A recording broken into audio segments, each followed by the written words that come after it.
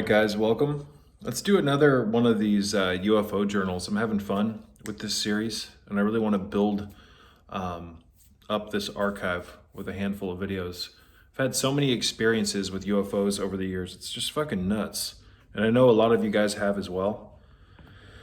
You know, I've said it once and I'll say it again. It's amazing what happens when you start to look up, especially in an area, if you're fortunate enough to be in at the time or live in preferably, um, where there's not a lot of light pollution, you guys. We've talked in the past about how light pollution is it's like the most detrimental thing to being able to see these unidentified flying objects. In areas where there's not a lot of light pollution, like Clear Lake, California, other parts of California, and multiple places in the United States, where there's not, again, a lot of light pollution, you're able, if you look up, you're going to be able to see a lot of stuff, phenomenon in the sky. You know, it's not like I'm just some special person who has some gift to see these craft. It's not the case. When I was living in Clear Lake at the time, I was living with someone who shared the experiences with me. You know, all we did was go outside and look the fuck up and wait. And there was all sorts of light phenomenon. Just really nutty shit, you guys. We're gonna get deep into it in this series, but in this video, I want to talk about another experience I had in my hometown in California, not Clear Lake. Luna and I, one night, to get to the point, excuse me, we went for a walk, and at the time, this was like in my mid-20s, we used to walk along the trails near the house at night.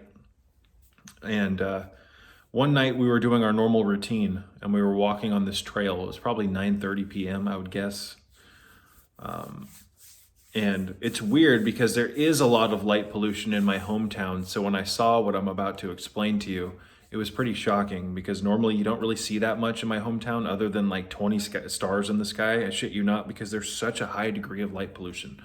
So Luna and I were walking along this trail when eventually I noticed out of the corner of my eye to the right in the sky, way off in the distance, there were probably 25 of these little lights inchworming their way through the sky. They looked like stars, they twinkled like stars, but they were moving. And there was about 20 of these, give or take. I didn't count all of them because I was so shocked at seeing what I was seeing. But they were like swimming through the sky, you guys. They weren't moving in a direct line. They were going up and down in a rhythmic kind of like movement or pulse of sorts. And it looked like they were kind of like swimming through the sky or flying through the sky, but not like a craft, right? It was like an organic being because it was moving in a way as if it was just gliding through the air. And there was a family of whatever these lights were, and they were moving in tandem with one another through the sky. And I'm sitting there with Luna and I'm just jaw dropped. I remember pulling my phone out, trying to record it at the time. But, you know, iPhones at that point in time, their cameras weren't really very good. And you literally, even if I zoomed in, you couldn't see these lights, which is really unfortunate because I would have loved to be able to share this experience with you guys. Luckily, I did manage to get a photo, or my brother did, of one of the aircrafts, a different craft, which we'll talk about in the future, that was above the sky, or that flew above the house. And it actually flew above my house, or the house in California. And then it flew above my grandmother's house in Danville, California.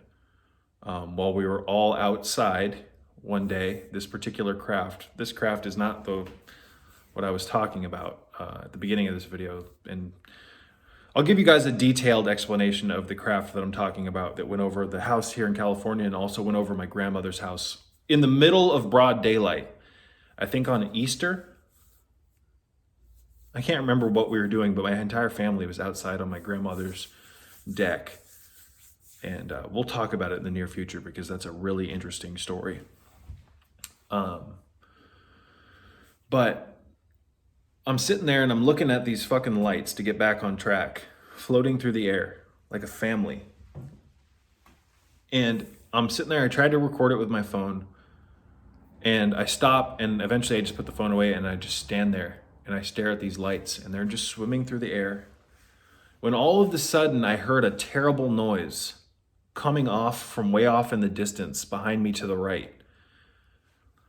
It was a fucking jet, not a normal jet like you would see people flying through in the air to get from point A to point B. This was strongly appeared to be some type of military aircraft, and it was roaring through the air, roaring through the sky, and made this huge dip in the air when I noticed it and slung itself towards the lights. I believe to this day that that was a military aircraft that was going to observe what I was watching in the sky. Now, what I'm about to tell you may sound a little crazy, but it's the truth regardless. This aircraft shot through the sky at a it was making like just the most horrific noise ever as it fucking shot towards these aircraft or whatever these light beings were. And when the aircraft got close or closer to the lights, I was watching this family of lights still move, but when the craft got close to the lights, you guys, all of a sudden these moving light beings, whatever they were, again, they froze in the air, motionless, almost as if they were aware that this jet was coming to observe whatever these lights were. They froze in the air, sat motionless, and twinkled like stars. They literally looked like stars now. If I would have seen these lights in their paused position, if you will, their motionless position, I would have thought that they were stars. I would have had no clue that these things were able to move, you name it. So it's almost like they disguised themselves like stars when this aircraft got close to it, or got close to them. So I'm sitting there going, what the fuck is actually going on here? This is nuts. What is this aircraft doing? How the hell did what did this military airplane, what is it doing? Excuse me, I can't speak today. And how the fuck did these light beings or whatever these craft were, Jesus Christ. I think you catch my drift. How the fuck did they pause? How the hell did they stop moving? At that point, this jet makes this huge, crazy fucking turn and then disappears into the night sky. After about 2 minutes, when the jet left and it was completely gone, I'm looking up, I'm looking at the lights, and all of a sudden, they continue. They kept moving. They kept moving, and they floated through the air. It was like a symphony. It was actually quite beautiful, you guys. These things appeared to be highly sentient, whatever they were. And they weren't moving like a normal traditional UFO, which moves in like straight lines and makes like sudden right angle turns or whatever. These were like floating, like a symphony. It almost looked like they were swimming. And I remember they kept moving and moving and moving into the night sky, and I kept trying to like pull Luna with me to get closer to them, but they got so far away that they just disappeared into the night. So I've had a handful of experiences with these light being UFOs, if you want to call them UFOs, and so many other experiences, and I can't wait to share them all with you guys. And I would love to hear from you. What do you think that these craft are? Are they reverse engineered alien aircraft that the government is testing? Like, what do you guys actually think that these are?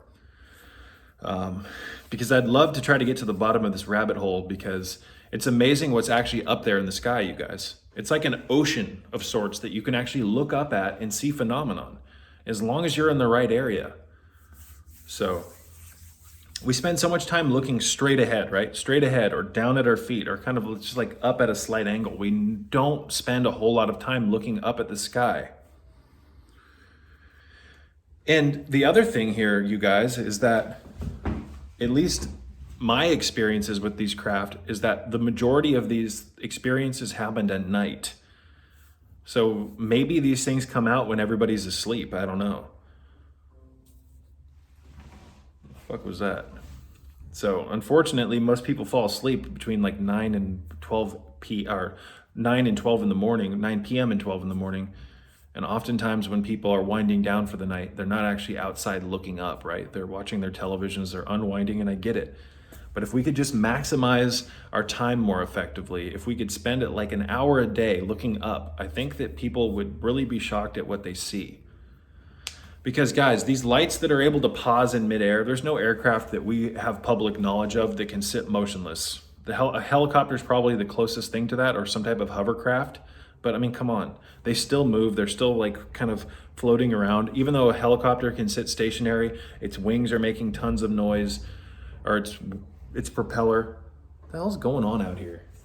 I think you catch my drift. I'm going to wrap this one up, you guys. This is number 3 of the UFO log. Peace be with you.